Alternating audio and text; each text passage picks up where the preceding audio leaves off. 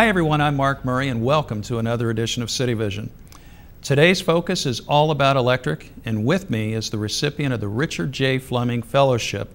She works in our electric department, and I'd like to introduce you to Sarah Van Frank. Welcome, Sarah. Thanks for being on the show. Thanks for having me, Mark. All right, first question. I understand that one of the first projects you took on was to put together some displays for Public Energy Week. When was it, and what's the purpose for Public Energy Week? This was one of my first projects. It happened October 3rd through the 7th, and the purpose of this Public Energy Week was in coordination with American Public Power Association and American Natural Gas Association. Annually, they celebrate those weeks, this particular week, as safety and education of what they do, what their association does. And so because we are a municipal-owned utility, our utility thought this would be a great opportunity to mix those two together and create Public Energy Week. And we're a member of American Municipal Power, correct? Correct. Okay. Correct. Describe for our viewers some of the displays and the demonstrations. We had a number of displays and demonstrations this year. One, as many of you may have noticed, as you walked on High Street, you would have seen a big banner. It said Public Energy Week. That was kind of our draw to bring people in. We also had a natural gas vehicle. It was one of the transit vehicles that we have that does meter reading that was sitting out on the plaza. Inside, we had a number of different displays and educational and safety tips for our residents. We had an energy bike, so residents could hop on that energy bike, generate their own electricity, and see how much energy it actually took to light up different types of light bulbs. So the purpose of that was for them to realize that incandescent bulbs take a lot more energy to light up than your CFLs or your LED bulbs. We also had a streetlight comparison, which I know we'll be talking about a little bit later. Yep.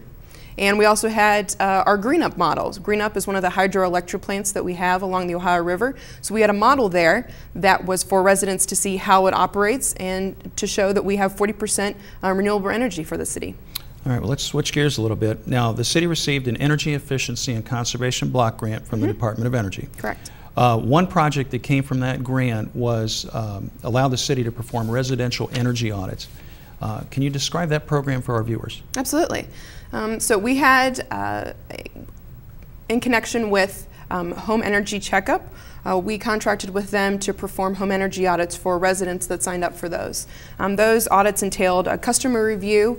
They had safety checks, energy checks. Those energy checks included a blower door test, insulation levels, and then they received a comprehensive report. It had top 10 recommendations of things they could do in their home to improve their energy efficiency. I actually had an opportunity to sit in on one of those audits. I wanted to see what it was like. It took a couple of hours.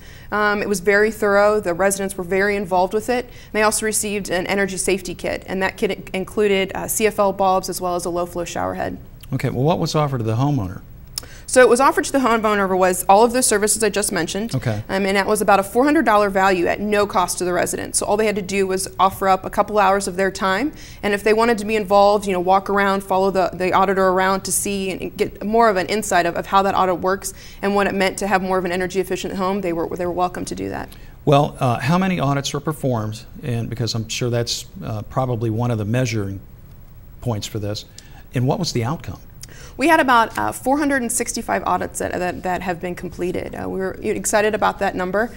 The outcome of them was that each individual audit was different. Each homeowner had different recommendations that they could do. So some homeowners had minor adjustments they needed to make their home more energy efficient, and on the other hand, there were some that had major adjustments that needed to be made, or there were major safety issues that were identified. I do know that we filmed, TV Hamilton filmed one of the home energy audits, and some major problems were found out because of that audit. Such as?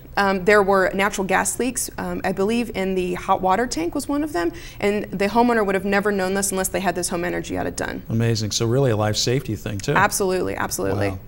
Now, what if someone watching is interested in having a home energy checkup? Is there a number they can call? Absolutely. They can call me, actually, at my office at the city, and I can get them in contact with a couple of different home energy audit vendors around the area that would be willing to do that. Now, it would be at a fee to the homeowner. Unfortunately, we no longer have our program going. That federal funding has run out. But we encourage those home energy audits. As you just mentioned, it is a safety concern, and we're excited about residents that want to be involved in that. So what's that number? It will be 513-785-7235, and you can contact me. Good. Yeah. All right, well, let's switch gears again, and we're going to talk about the electric department's involvement with Hamilton City Schools. What's that all about? Well, I'm very excited about that venture. It's a new one this year. As I came on board with the city, they kind of said, here, we'd like you to be involved with the schools, and I said, absolutely. Okay. So it's a new partnership with a couple of different organizations throughout the community, one being the City of Hamilton, specifically the Utilities Department, Vision 2020, their Green Committee, as well as Butler County Recycling and Solid Waste District, and the Hamilton City Schools.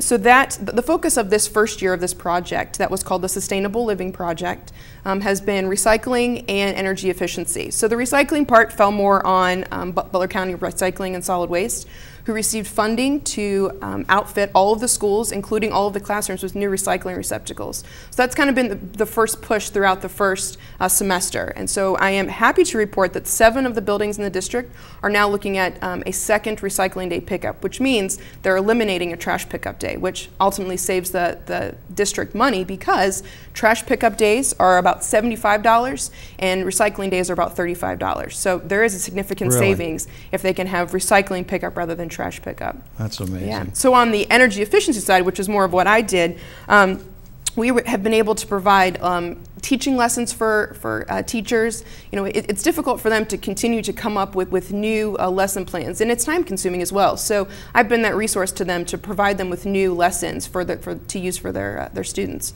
I've actually worked with Ohio Energy Project this year, and last week I was excited to have 2 of Hamilton City Schools, Wilson and Riverview, attend the Ohio Energy Project Southwest Ohio Energy Fair. It was at Cincinnati Museum Center, and it was a day-long fair for students to come in. They were able to experience the energy bike. There was energy carnival, lots of different interactive things for the students to grasp on of what energy means and energy efficiency. Amazing. Yeah. All right, let's talk about Meldol a little bit. The second CityVision number 2 that we actually did in January 2010 was all about the Meldol Hydroelectric project. What's the latest news you can give our viewers about that project? It's pretty big. Yes, it is. It's a really big project. One of the 4 hydroelectric plants that's being constructed along the Ohio River. And last night at the City Council meeting, there was actually an update, a most recent update. So I'm happy to report that the project is on schedule and on budget. It will be completed by 2014. And once that is complete, the city will now, instead of being 40% renewable energy, will be about 65% renewable energy, which is great news. Well, actually, sir, we've got some video that we can show our viewers about this project. And what I want to do is tell you that this video was shot last fall, and it's hosted by Special Utilities Project Director Mark Brandenberger. Take a look. Hello, everyone. My name's Mark Brandenberger. I'm with the Meldol Hydroelectric Project for the City of Hamilton. This project is the biggest construction project on the Ohio River for the biggest hydroelectric plant that will be built on the Ohio River. Hamilton has a 51.4% interest in this project. The Meldol project is well underway. It started in April of 2010 insofar as construction. The entire site along the Ohio River near Augusta, Kentucky has been cleared. This week, down at our Meldol site, we have had blasting occurring down in the excavation hole.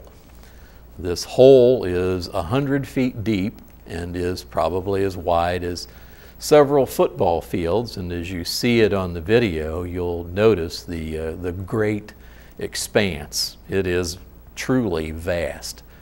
This hole is circled by a cofferdam. The cofferdam is built of dirt and impervious clay fill that we excavated right there from the site next to the Ohio River. And the cofferdam will prevent the Ohio River from coming into the site when it floods, as it typically does in March, April, May.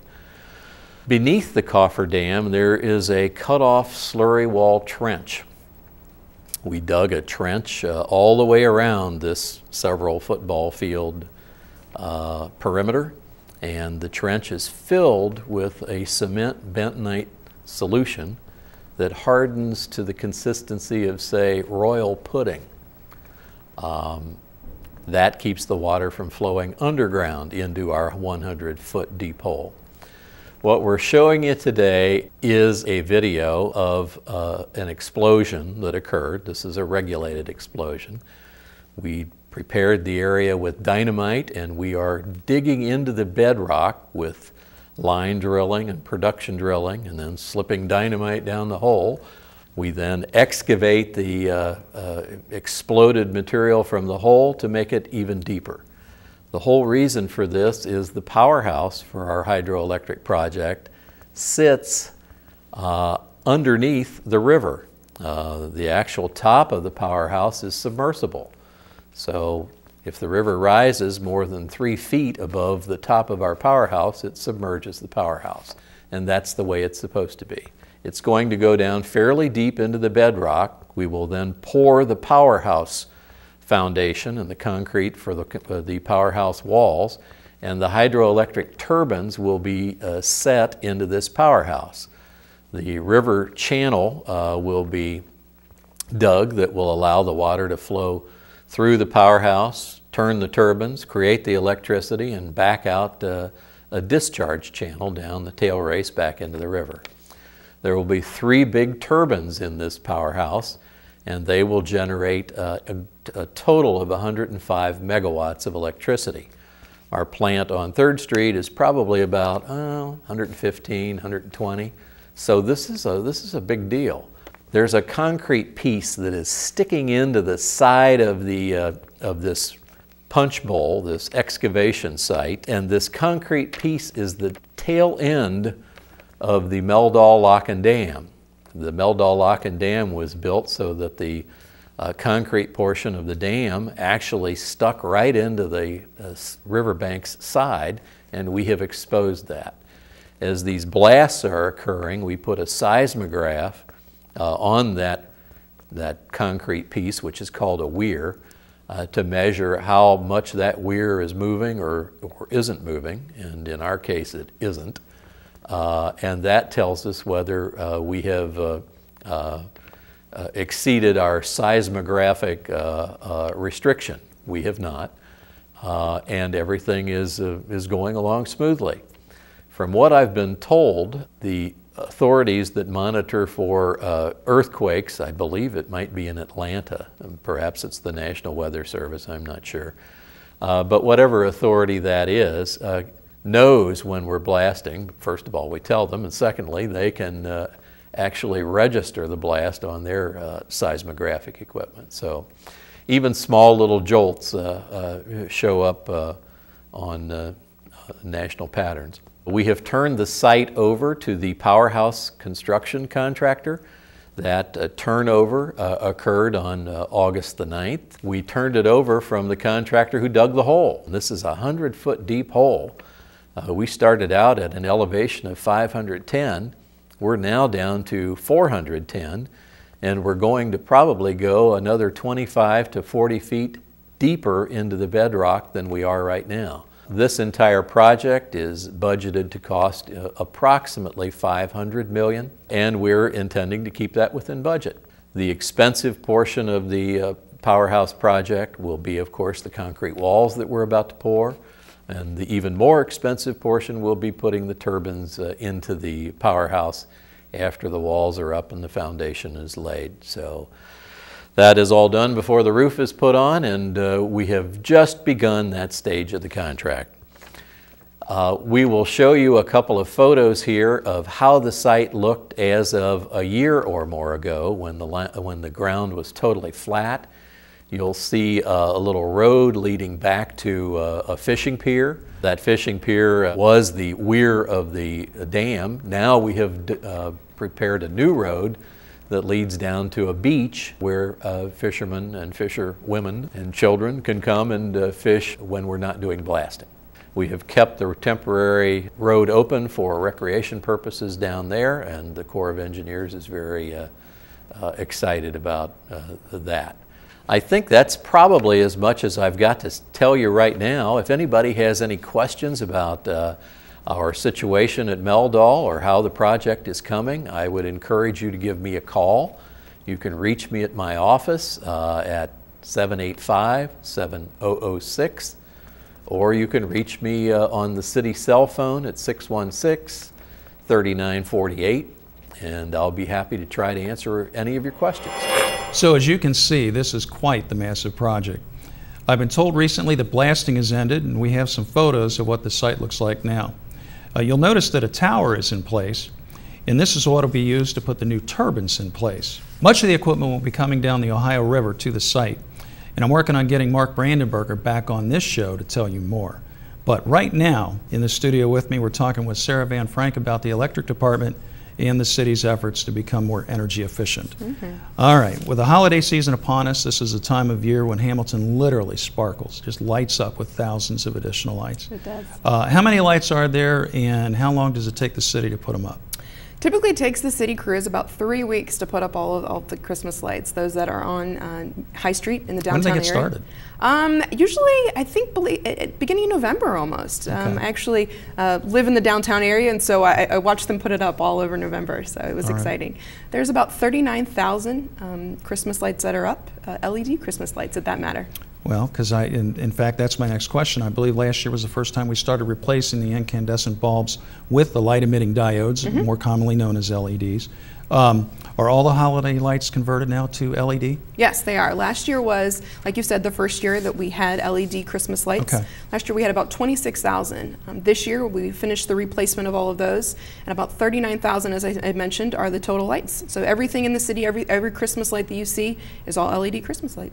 Well, what's the savings to the city's troubled general fund with this type of lighting? Well, I'm happy to report that the general fund does not pay for any of the Christmas lights. Actually, those Christmas lights are provided at no cost to the general fund. The utilities provides that to the city, and residents have an amazing opportunity to come down to our downtown area and experience, a beautiful Christmas site. It's exciting to come down and see all those lights, and I know that they had a kickoff to the holiday season, and everyone was, very impressed with how the downtown area looked. Well, I understand the electric department's looking at another LED project, one that's going to reduce, I'm going to make sure I read this right, replace the high-pressure sodium streetlights with LED. What can you tell our viewers about that program? Yeah, we actually have 2 pilot programs, one that's been completed and one that we're working on right now. And the purpose of that pilot program, those pilot programs, was to evaluate the savings, the cost savings to switching from those high-pressure sodium to LED streetlights. So the first phase of those pilot programs was actually on Brookwood and Washington. I want to make sure I get that right as well. And they had 10 streetlights, LED streetlights that were replaced, so right at that intersection of Brookwood and Washington.